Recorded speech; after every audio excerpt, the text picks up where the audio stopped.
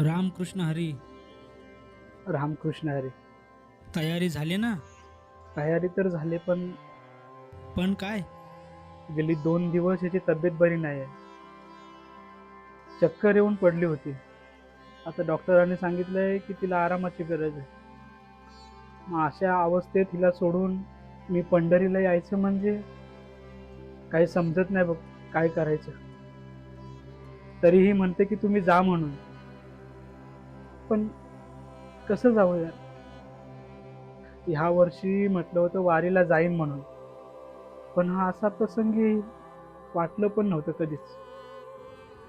हे बघ, वारीला तर पुढच्या वेळी सुद्धा जाता येईल, पण आज वहिनींना बरं नसताना तुला त्यांच्यासोबत राहिलं पाहिजे. हम्म.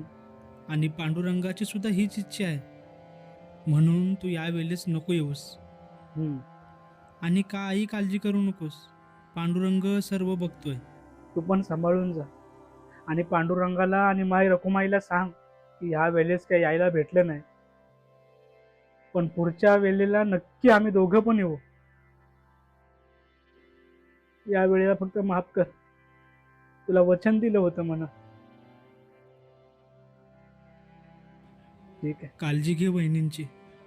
हो हो, घेईन काळजी. चला, रामकृष्ण हरी.